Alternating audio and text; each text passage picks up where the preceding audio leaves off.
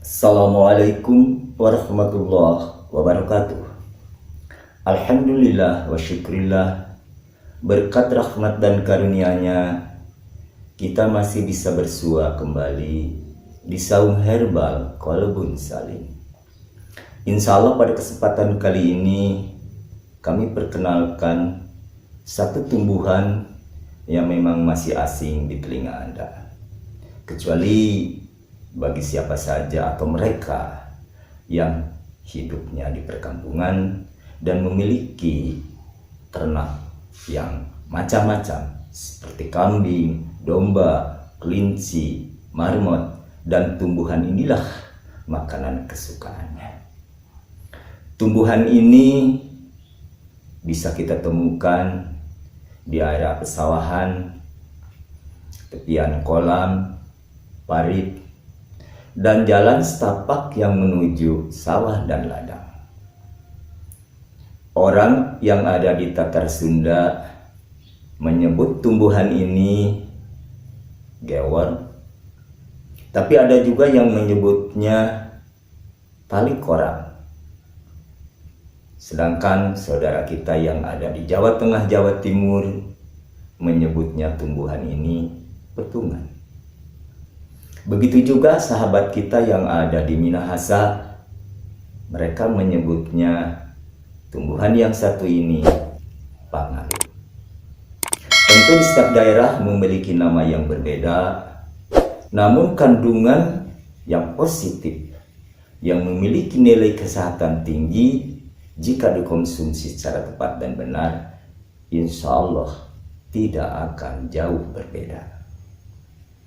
Orang Inggris menyebutnya tumbuhan ini yakni Begal Dayflower. Ada juga yang menyebutnya Tropica spiderwort, dan ada juga yang menyebutnya Wargering Chiu. Sedangkan nama ilmiahnya tumbuhan yang satu ini Colmelina bengalensis. Tumbuhan ini saya ingat dulu 60 tahun yang lalu ketika orang tua saya memiliki ternak yang disebutkan seperti tadi, kambing, domba, kelinci, dan marmot. Inilah makanan kesukaannya. Dan ternyata ternak itu tumbuh sehat dan gemuk. Tumbuhan ini saya dapatkan tadi pagi dari pematang sawah. Lokasinya di daerah Panisan, wilayah Bandung Selatan.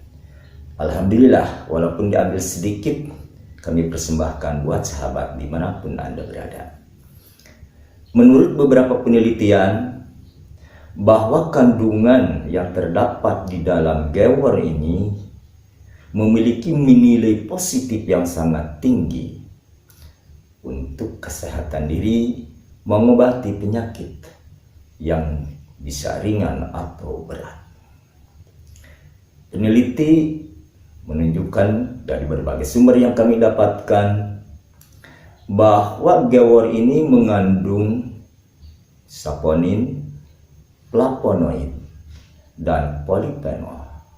Juga di dalamnya terkandung pula antioksidan, antiinflamasi, anti kanker, anti diabetes, dan komponen lainnya bersifat diuretik dan sitotastik.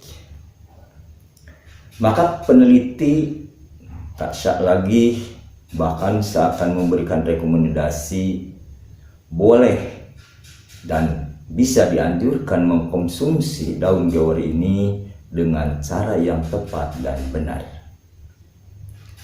Jangan heran, dulu orang tua kami menjadikan tumbuhan ini sebagai lalaban, kerap juga dijadikan menu sehari-hari. Jadi jangan khawatir ada keracunan ya apabila kita mengkonsumsi daun yang satu ini. Para peneliti menyimpulkan dari kandungan tersebut bahwa daun gewor ini mampu menanggulangi berbagai penyakit peradangan, entah itu radang lambung, radang usus, radang tenggorokan, termasuk radang sendi. Karena antiinflamasi yang ada di dalamnya sungguh efektif untuk menghantam atau menyedatkan hingga berhenti total peradangan tersebut. Di sisi lain juga daun gewor ini dan batangnya jika dikonsumsi secara teratur bisa mengobati berbagai masalah yang ada di ginjal. Entah itu radang ginjal, infeksi ginjal, insya Allah gagal ginjal pun mudah-mudahan Allah meridhoi bisa ditanggulangi dengan tumbuhan yang satu ini. Kehebatan yang lain juga didapat dari tumbuhan ini, mampu mengobati sakit kepala, entah sakit kepala mekular, migrain, vertigo, atau sakit kepala bagian belakang. Insya Allah, karena di dalamnya terkandung komponen yang mampu melenturkan ketegangan-ketegangan yang panjang atau memberi ketenangan saraf-saraf yang ada di kepala.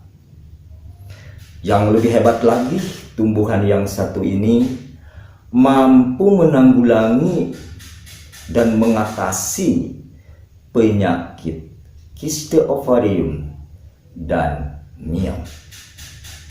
Kiste ovarium dan miom ini biasa menyerang alat reproduksi wanita. Maka hati-hatilah kalau sudah ada gejala, baik gejala miom atau kiste ovarium.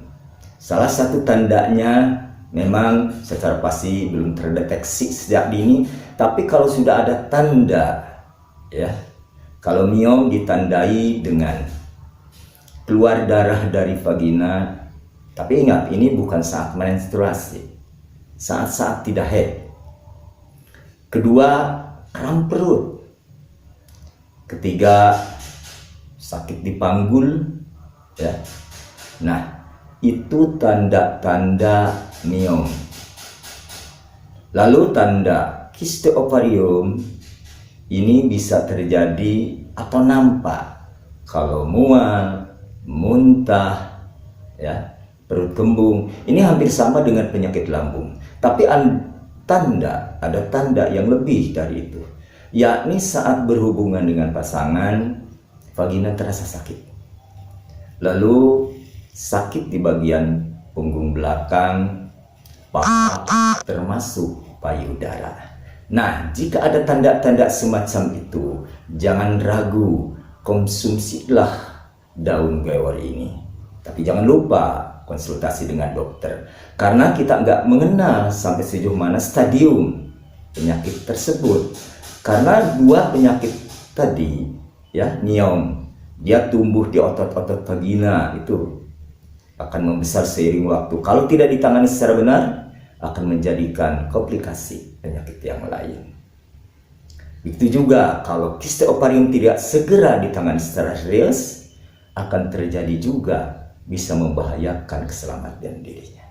Oleh karena itu, mari kita dekati tumbuhan yang satu ini. Jangan diabaikan. Toh, walaupun berbentuk gulma, bisa ditemukan di sawah, di kebun, di jalan-jalan yang kita lalui. Peliharalah. Lalu, bagaimana cara mengkonsumsi yang tepat daun gewor ini? Ada dua cara. Bisa Anda ambil, ya, ini daunnya, ya, lalu dipotong, bisa diiris-iris, batangnya juga, terus diiris-iris, lalu jemur hingga kering kerontang. Ambil 10 hingga 15 gram, seduh dengan air panas. Insya Allah, ya, lakukan setiap hari 1-2 gelas. Serbuk tadi diseduh dengan air panas, tutup rapat, saring minum setelah makan, bisa sehari 2 atau 3 kali. Kalau diambil basah, cara kedua boleh ambil, ya, daun gewor ini dan batangnya, cuci bersih, ambil sekitar 30 gram hingga 40 gram. Lalu rebus dengan air 4 gelas, sisakan setengahnya. Saring, setelah hangat kuku, minum setelah makan. Jangan lupa berdoa kepada Allah.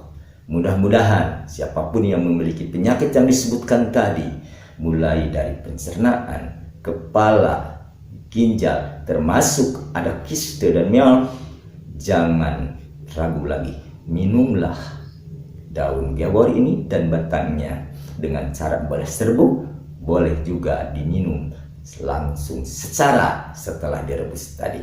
Mudah-mudahan ada manfaatnya.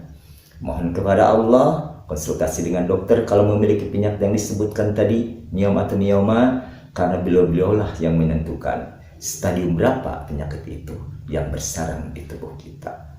Akhir kalam, semoga manfaat bagi kita semua. Assalamualaikum warahmatullahi wabarakatuh.